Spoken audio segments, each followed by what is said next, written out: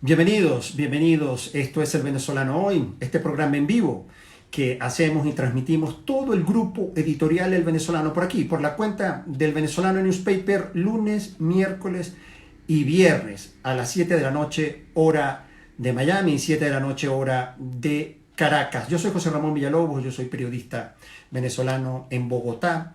Hoy vamos a tener un programa especial. Además, el lunes, siempre los lunes, yo creo que debemos agendarnos a hablar sobre nuestra Venezuela, sobre lo que está ocurriendo en nuestra patria. Y vamos a conversar hoy, sí, con Foro Penal. Vamos a conversar con Alfredo Romero, director y presidente de Foro Penal. Como sabemos, es una ONG que trabaja en defensa de los derechos humanos en Venezuela, asistiendo de manera gratuita a las víctimas de la represión del Estado venezolano. Así que ya, como anunciamos durante el fin de semana y hace minutos, hice contacto también con Alfredo Romero, director y presidente de Foro Penal. De manera que vamos a estar hablando hoy sobre los presos políticos y la situación de los derechos humanos de los líderes políticos en Venezuela. Gracias por estarse conectando con nosotros. Ya Alfredo está con nosotros, así es Foro Penal. Alfredo ya envió la solicitud, de manera que ya conversamos con Alfredo Romero, presidente de Foro Penal de Caracas. Antes de iniciar la conversación, un segundo, perdón, que aquí hay un... Ya va. Vamos a ver, que se haga justicia. Sí, gracias por conectarse. Gracias por conectarse con nosotros en El Venezolano Hoy. Esta transmisión que hacemos, este en vivo que hacemos por el Instagram los lunes, miércoles y viernes de El Venezolano Hoy. Les decía, en junio, hace apenas un mes, Foro Penal publicó el último balance, el último reporte sobre la represión en Venezuela. Y sobre eso vamos a estar conversando hoy. ¿Cuáles son las acciones represivas que está llevando adelante, definidas? ¿Quiénes son y qué alcance están teniendo y cómo está afectando a los venezolanos? ¿Cuántos presos políticos hay hoy en Venezuela? Sobre eso, y en qué condiciones están, que por la pandemia en estos momentos están desasistidos jurídicamente, hay traslados forzosos, que se desconoce el paradero de algunos presos políticos en Venezuela. Sobre eso vamos a hablar con Alfredo. Vamos a ver si finalmente vamos a tenerlo acá, que siempre a veces hay algunas dificultades esperando la conexión con Alfredo Romero. Vamos a esperar unos minutos. Quería comentarles que ya en todas las plataformas del Venezolano, del Grupo Editorial Venezolano, está disponible la tercera edición del Venezolano Digital. Sí, recuerden, se lo decíamos, todo el Grupo Editorial Venezolano, Panamá, Colombia, Miami, Houston, España, nos hemos unido todos y estamos llevando adelante otro producto editorial, además del Venezolano Hoy, que se llama El Venezolano Digital, el Venezolano Internacional. Está buenísima la edición. Yo pasé el fin de semana leyéndolo, de verdad que hay un contenido muy variado, hay muchas opciones de lectura de todos los países donde nosotros estamos presentes. Así que los invito que a cualquier página web del Grupo Editorial Venezolano, el Venezolano Colombia, el Venezolano Panamá, el Newspaper, el de Houston, el de Madrid, puedan descargar esta edición, que justamente tiene en portada un tema relacionado con un informe, con un documento muy valioso de Un Mundo Sin Mordaza. Alfredo no se está pudiendo unir, a veces tenemos estas dificultades. Vamos nuevamente a invitar a Alfredo. Seguramente nos estás escuchando, Alfredo. Intento nuevamente en conectarme contigo. Gracias a Foro Penal que se está conectando. Todas las preguntas que quieran formular Alfredo Romero en relación con los presos políticos. Quiero preguntarle a Alfredo, que seguramente esa noticia muchos de ustedes quienes nos siguen acá en El Venezolano Hoy leyeron, porque Francisco Gorriño Fernández, quien se desempeña como director de Seguridad Ciudadana de la alcaldía del municipio El Hatillo, el 25 de junio publicó un tuit anunciando que Nicolás Maduro estaba en una reunión por El Hatillo, por la zona, y fue detenido. El director de Seguridad Ciudadana de la alcaldía del municipio de El Hatillo. Sobre eso también vamos a estar conversando con Alfredo Romero, si esperemos tener la oportunidad de contactarnos con Alfredo. Ya teníamos, vamos a esperar que no, dice que Alfredo no puede unirse. Voy nuevamente, gracias por estarse conectando. Esto a veces tenemos Parece que a veces el Instagram nos hace algunas jugadas. El viernes, seguramente recuerdan, estuvimos con Héctor Núñez, un líder en negocios digitales, en e-commerce, y tuvimos allí una dificultad para poder publicarles el video, pero vamos a grabarlo esta noche y mañana le haremos un resumen a ustedes, a la audiencia de Venezolano Hoy. Estamos esperando entonces la conexión. Mientras Alfredo se conecta, tengo aquí las cifras actualizadas de COVID-19 a la fecha de hoy 27 de julio, 3.775.565 infectados en Sudamérica, para un total de fallecidos de 135.183. Estas son las cifras hoy en nuestro territorio, en nuestra región, en Sudamérica: 3.775.000 infectados por COVID-19, así que yo creo no, y lo digo de manera incluso imperativa, que yo no hablo mucho así, hay que cuidarse, tenemos que salir de casa solamente en situaciones necesarias y siempre con la debida protección. No logramos la conexión con Alfredo, yo voy a salir nuevamente. Logramos la conexión. Alfredo, no sé si me estás escuchando. Aquí estoy, vamos a ver, aquí tengo solicitudes de Alfredo Romero. Alfredo no pudo unirse, nos está diciendo, vamos a ver, creo que tenemos a Alfredo aquí. Debes enviarme, ok, voy, me está diciendo que déjame enviarte yo la invitación, entonces, para ver si transmitir conectando. Ahora sí, Alfredo, buenas tardes. ¿Cómo estás? ¿Cómo te va? Sí, Muy bueno, bien, ya estaba, Alfredo. pero la solicitud llegaba, pero no sé qué pasa. No sé si era Sí, que no se enviaba. bueno, pero Alfredo, de verdad que nuevamente un placer y un gusto conversar contigo.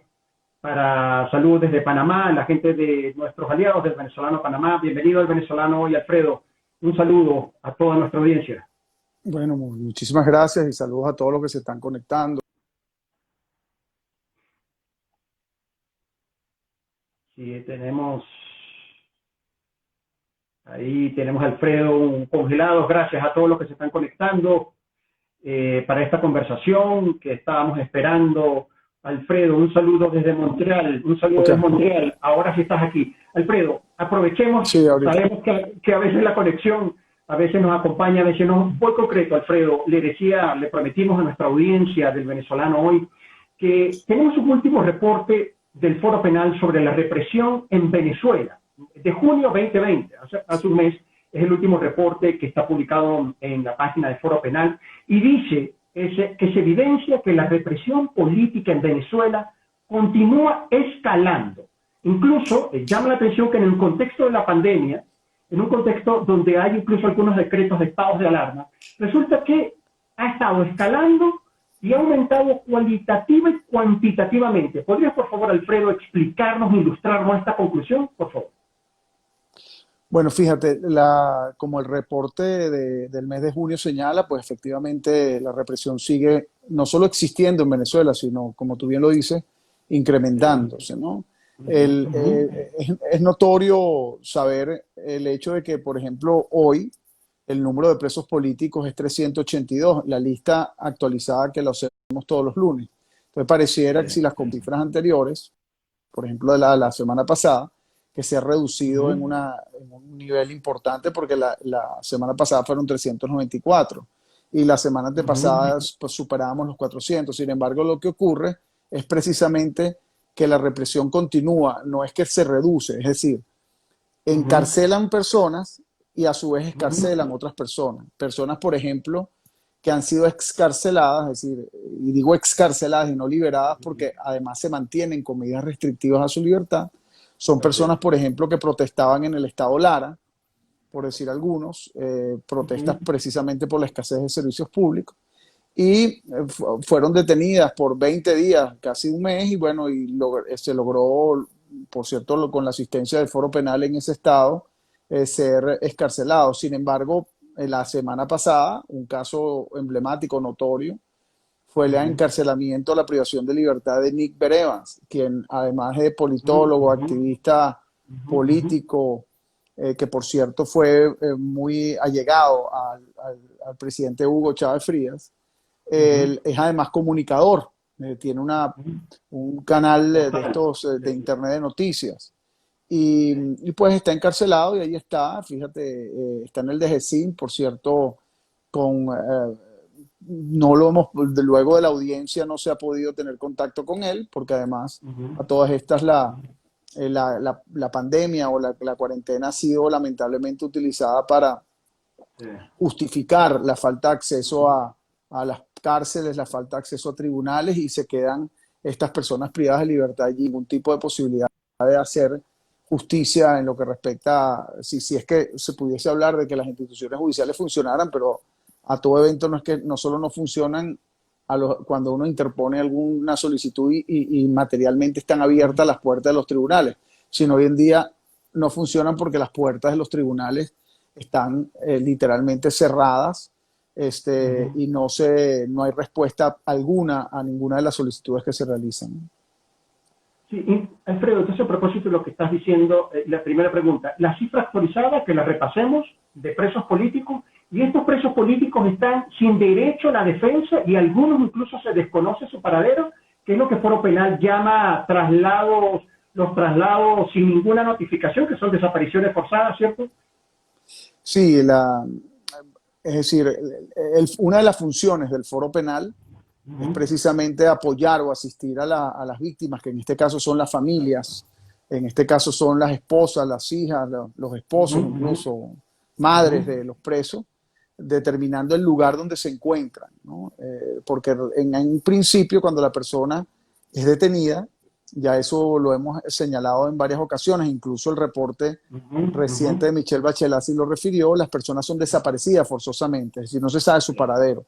Una de las funciones del Foro Penal es precisamente determinar dónde se encuentran, canalizar a los familiares hacia el lugar donde puede encontrarse esta persona. Eso en un principio. Luego, como tú bien señalabas, y así lo hemos venido también nosotros señalando, las personas se han trasladado de un centro de reclusión a otra sin notificación alguna, no solo a los familiares, tampoco a los abogados, y sin conocimiento de ninguna orden que es obligatoria de un tribunal para autorizar ese traslado de una cárcel a otra. Entonces, hemos tenido dentro de este proceso de cuarentena, hemos tenido que estar literalmente, digamos, buscando en diferentes lugares a ver dónde se encuentran las personas que por información extraoficial hemos sabido que han sido trasladadas. Por ejemplo, un caso que también son muy importantes, pero este es particularmente, digamos, notorio también porque son indígenas presos, indígenas pemones, son 13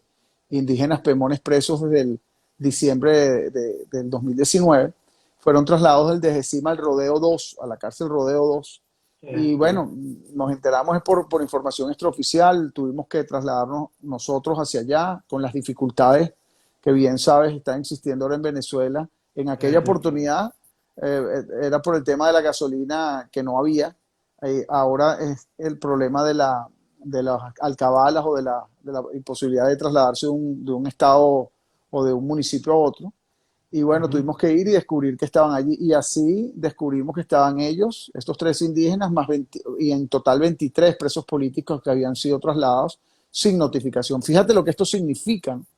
Es decir, las personas se llevan de un lugar a otro como si fueran, ¿qué te digo yo? Personas sin voluntad, así como si fueran vacas que tú las colocas en un camión y los trasladas sin ningún tipo de notificación, y un irrespeto absoluto al derecho a la defensa, un irrespeto absoluto al sistema de justicia, del cual, por cierto, los abogados también somos parte, los abogados defensores, porque precisamente el balance de la justicia está en que no solo el Estado actúe, no solo los tribunales actúen, no solo los fiscales actúen, es decir, no solo el monopolio del Estado actúe, sino que la defensa, que en este caso es la que debe precisamente defender al detenido, no solo debe actuar, sino debe estar en conocimiento de lo que ocurre con el defendido, en el conocimiento de dónde se encuentra por un lado y de la condición o del estado de salud por el otro, y también en el conocimiento de poder conversar, poder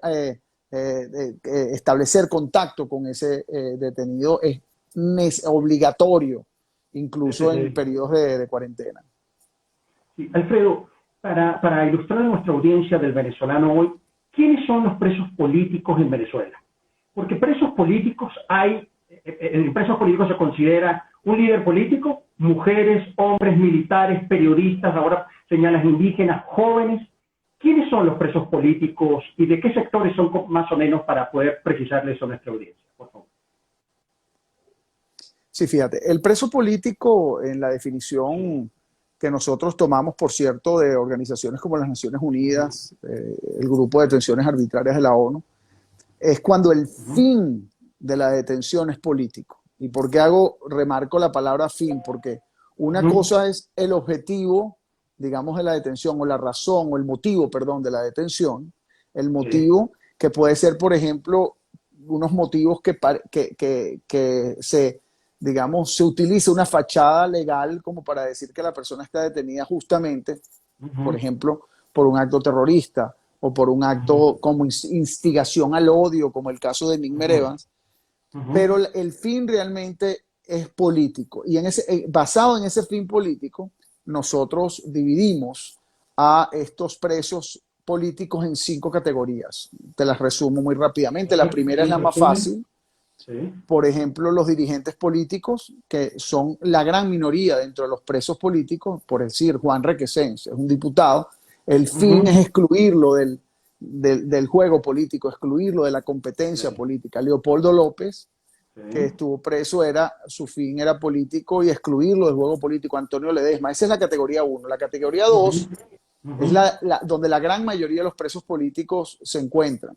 Y es cuando el fin es la intimidación de un sector a través de la encarcelación de 1 o 2 o 3 personas. Por decir, encarcelas un grupo de estudiantes para intimidar a todo el colectivo de estudiantes. Encarcelista o a un dirigente, como puede ser Nick Evans, con cierta connotación política, además era parte del chavismo, para intimidar a todo ese sector. Y ese es la gran mayoría. Intimidas, encarcelas a una persona que protesta, por ejemplo, por la escasez de agua, por la escasez de gas, etcétera, para intimidar a todos los que protestan, porque saben que si vuelven a protestar van a ser encarcelados.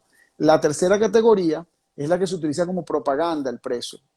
Propaganda quiere decir, incluso tú dirás, bueno, ¿por qué encarcelan al dueño de un supermercado como lo encarcelaron en una oportunidad? Para decir que este es el responsable de la guerra económica, ese es el responsable de la escasez de alimentos, y así encarcelaron personas en ese sector. A veces se utiliza también el encarcelamiento de militares, señalando que están incursos en algún tipo de conspiración o golpe de Estado, y nos damos cuenta que no hay ningún tipo de elemento para considerar eso, y simplemente es para victimizársele. En este caso el régimen, no solo el venezolano, eso ocurre en diferentes países del mundo autoritario, y decir pues que son víctimas de un golpe de Estado. La cuarta categoría, esto es un poquito más nueva, es cuando la que llamamos la extracción, porque se encarcela una persona para extraer la información sobre otra. Y esto ha venido ocurriendo desde el año 2017, sobre todo, que se encarcelan a familiares de aquellos que se quieren encarcelar con fines políticos. Encarcelan a primas, hermanos, etcétera, para que esta otra persona se entregue o para extraer la información sobre dónde se encuentra. Y la quinta categoría, que le hemos descubierto también, es la que se encarcelan a personas por venganza personal. Un funcionario encarcela porque él individualmente, el funcionario, quiere vengarse o quiere castigar o sancionar a alguien, pero de manera individual, no como representante de un Estado, sino un individuo utilizando el abuso de poder, ordena el encarcelamiento de otra. Y así tenemos esas 5 categorías. ¿Y qué encontramos allí? Vas a encontrar estudiantes, encuentras periodistas, encuentras militares, encuentras incluso indígenas que de alguna manera se han expresado oposición al gobierno. Encuentras también personas que protestan por servicios públicos, y encuentras dirigentes políticos. Es decir, es una gama de personas que están allí, y la pregunta es muy adecuada, porque a veces cuando se habla de presos políticos las personas tienen en la cabeza que es un dirigente político. Incluso se ha jugado con el término, manipulando el término, y personas del gobierno señalan que no son presos políticos, sino políticos presos. Es decir, que Sí, son sí. dirigentes políticos que están presos. Si eso fuese así, el hecho es que la gran minoría de los presos políticos, que al día de hoy no supera de 10, son dirigentes políticos, es decir, son un número muy inferior al conglomerado que suma 384, Qué interesante 382, realmente. perdón, perdón. Sí, interesante esta descripción y agradecemos esta explicación que nos has ofrecido, Alfredo, porque nos sitúa frente a eso, porque efectivamente la propaganda negra del régimen dice, que tú sabes, eso es de manual de propaganda del régimen cubano, es, bueno, estos no son presos políticos, sino son políticos presos porque han cometido delitos. De hecho, Alfredo, estaba leyendo sobre la ley contra el odio. Estos expedientes de los últimos, jurídicamente, tú que has tenido acceso a estos expedientes, ¿qué figura jurídica con estas? Porque efectivamente, leyendo la ley contra el odio, yo ahí siento que está la disidencia política tipificada como un delito. Es la ley contra el odio, como el paraguas jurídico que está utilizando ahorita el régimen para encarcelar. Bueno, la ley contra el odio ha sido utilizada en detenciones, inclusive de personas que protestan, y el caso de Nick Evans es un caso de utilizarse la ley del odio. La ley del Okay. odio, nosotros hemos venido señalando que es una ley que tiene un objetivo, o en este caso el fin real, es la detención de aquellas personas que políticamente se quieren, o que con fines políticos se quieren detener.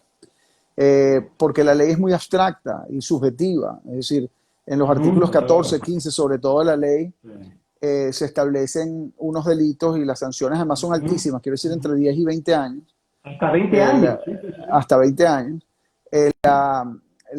por ello. Entonces la instigación al odio puede ocurrir eh, emitiendo un mensaje a través de las redes sociales y el tema es qué significa realmente, por un lado, qué significa odio, es decir, una crítica a un funcionario que en el mundo entero son criticados porque ese es básicamente el ser funcionario público y tener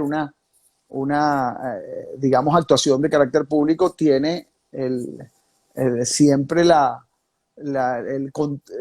manera de contrarrestar o la manera de participar del ciudadano con la crítica, incluso de una manera Sí, hasta controladora. Bueno, sí. criticar a un funcionario por un acto, por ejemplo, de corrupción que cometa, es odio.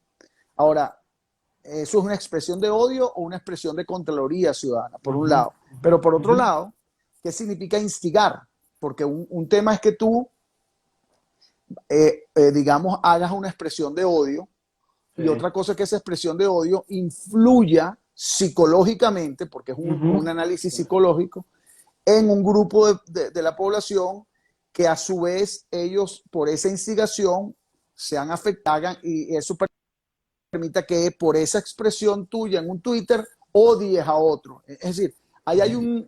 Y entonces al final lo que ocurre primero, cuando instigas, a quién instigas, cómo instigas, esas preguntas nunca se responden y nosotros No. siempre las hacemos, por un lado, y por el otro lado es quién determina ese supuesto odio y esa instigación. Y lo que está ocurriendo es que se determina en ocasiones solo para lograr justificar el encarcelamiento, por ejemplo, de Nick Sí. Evans, se encuentra encarcelado. Y un punto importante es Sí. que de los 382 presos políticos, es muy importante determinar que el 25% de los presos políticos no han tenido derecho a juicio.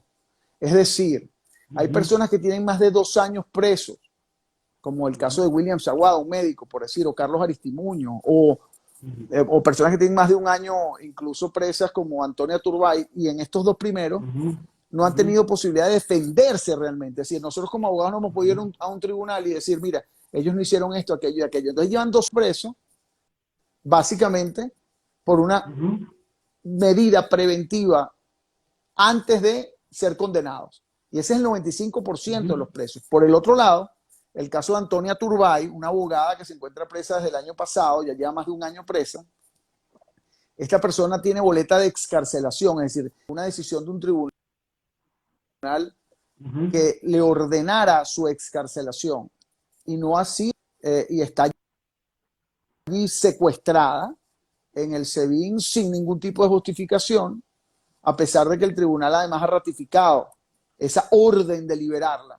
Y bueno, los tribunales se quedan también con los brazos cruzados porque como no pueden combatir contra, digamos, en este caso el Ejecutivo, que es el que tiene presa a Antonia Turbay, porque el SEBIN depende de la vicepresidencia de la República, pues los tribunales no hacen absolutamente nada y no hay ningún tipo de sanción. La persona está presa allí y incluso con una orden de libertad. Para que más o menos entienda, porque a veces, Sí, y lo muy digo bien, porque sí.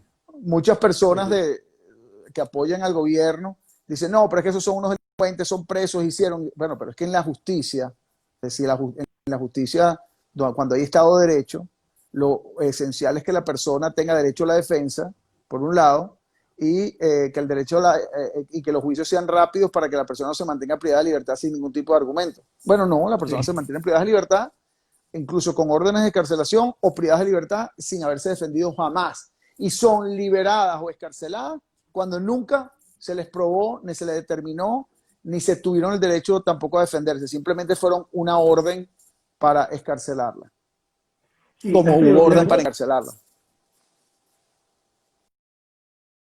al contexto que tú estás señalando, existe como escándalo.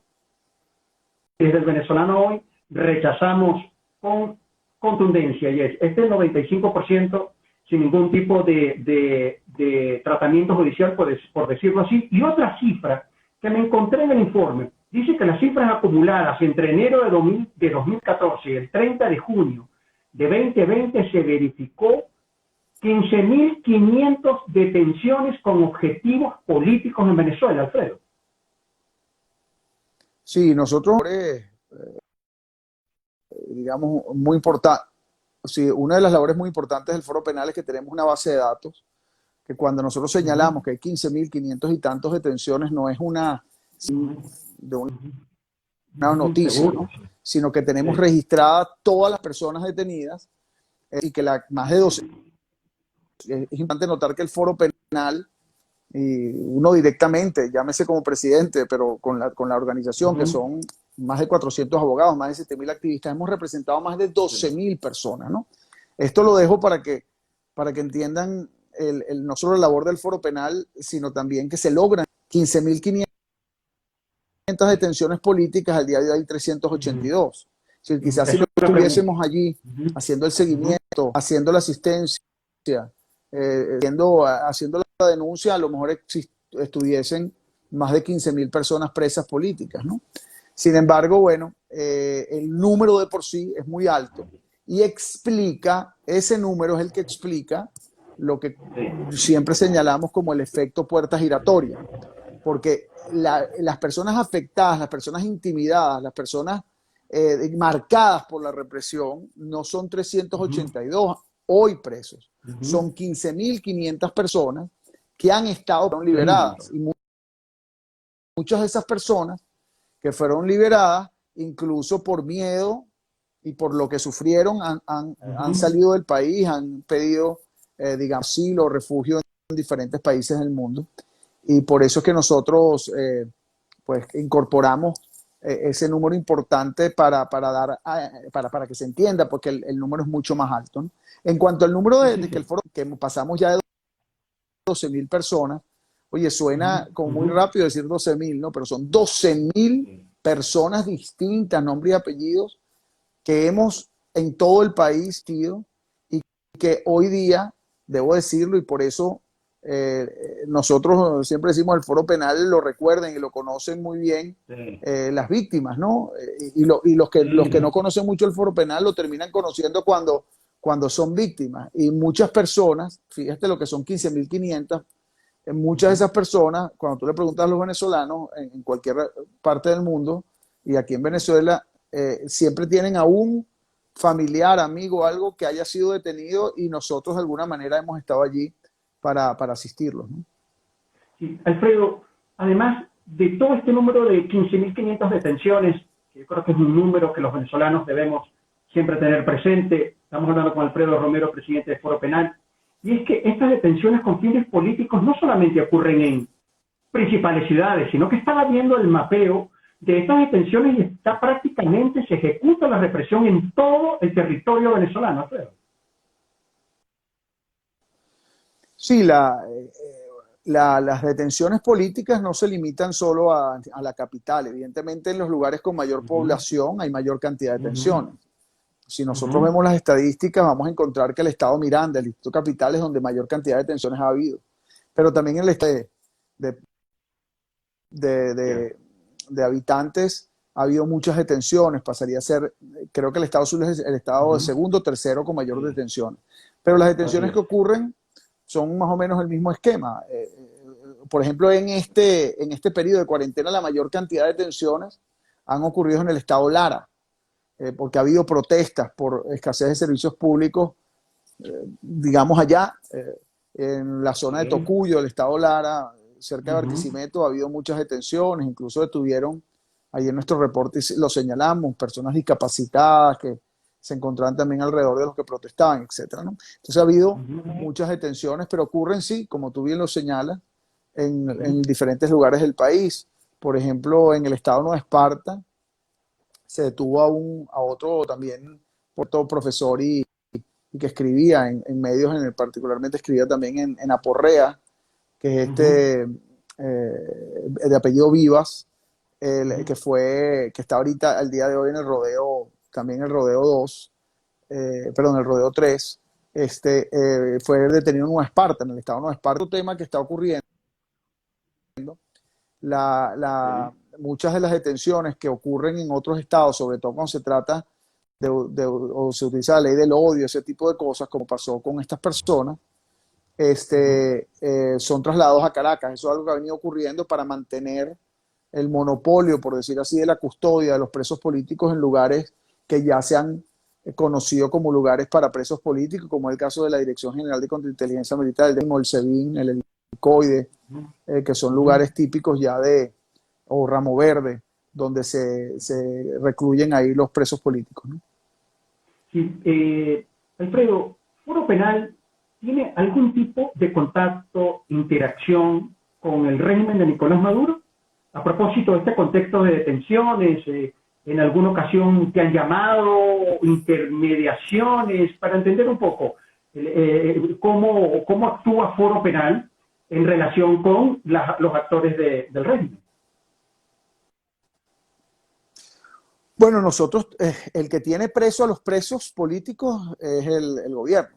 En este caso, las solicitudes, por ejemplo, ante la dirección, nosotros tenemos un protocolo de actuación donde acudimos, todas las detenciones son denunciadas a través de escritos en la Fiscalía, particularmente la Dirección de Derechos Fundamentales. Por lo tanto, directo e indirecto tenemos contacto con la Fiscalía, ¿no?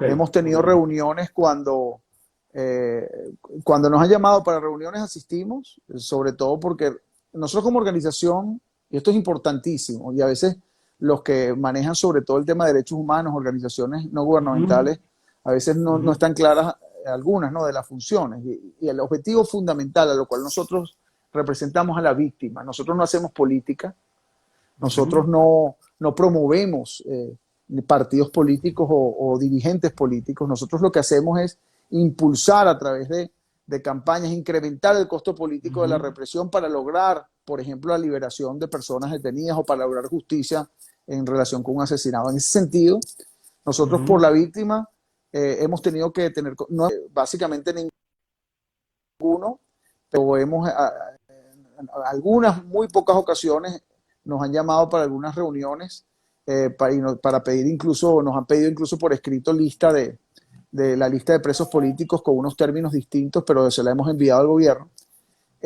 Pero hasta allí, ¿no? Quiero decirte que al día de hoy, las representantes de la Oficina de la Alta Comisionada de Derechos Humanos, Michelle Bachelet, se encuentran en Venezuela y ellas tienen, entiendo yo, semanal o cada 15 días reuniones con el sector del gobierno y a través de ellos hemos tratado de canalizar también todas estas denuncias y entendemos, eso es algo que hemos pedido a los representantes de la Oficina de la Alta Comisionada que nos informen sobre las gestiones realizadas, porque en definitiva el gobierno, en el entendido que se encuentra acá, pues las ve como canal para todo lo que es las denuncias relacionadas con la represión en Venezuela. Eso es algo que nosotros también nos crea algún tipo de, lamentablemente, cierta, no incomodidad, sino que no pareciera que ahora ese es el único canal que existe y el gobierno ha utilizado a ellas como para justificar el hecho y decir que hay cooperación, pero no se ha logrado liberación de nadie. Nosotros antes teníamos a veces contacto directo que ya no tenemos.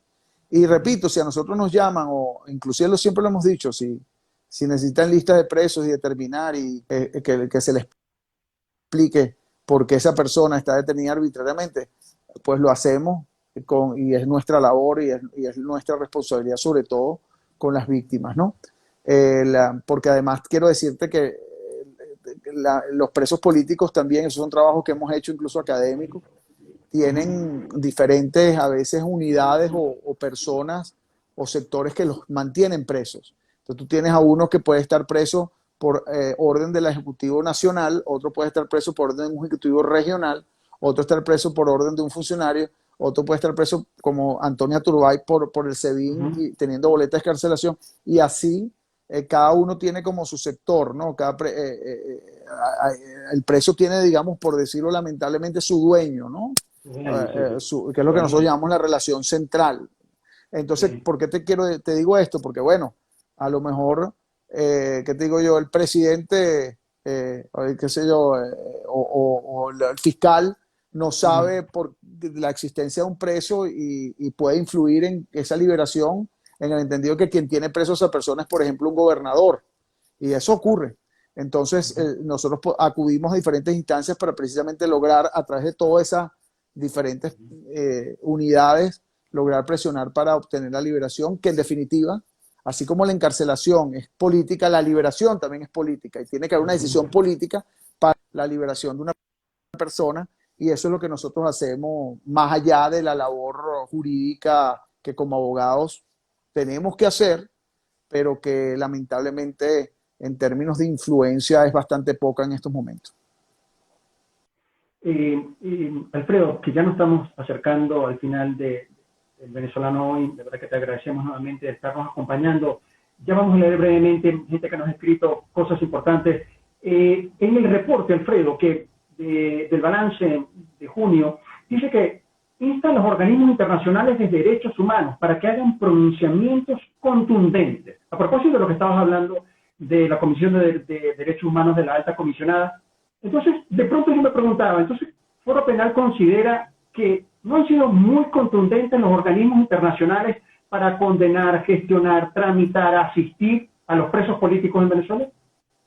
Mira, el tema de los organismos internacionales es una discusión incluso académica, y entre organizaciones de derechos humanos se ha siempre considerado de saber qué tan efectivos son a la hora de obtener materialmente resultados, ¿no? Eso, exactamente.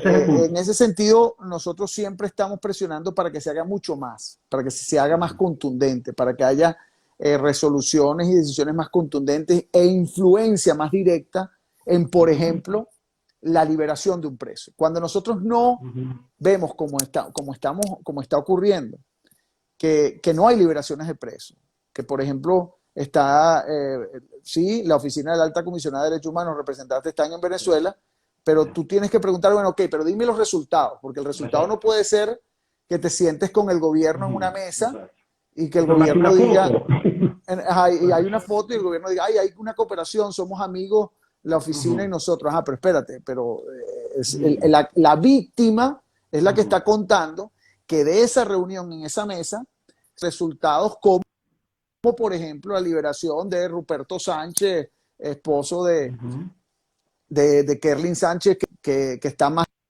lleva ya más de 5 años preso y tiene ya el hecho a ser liberado porque ya cumplió básicamente con su condena.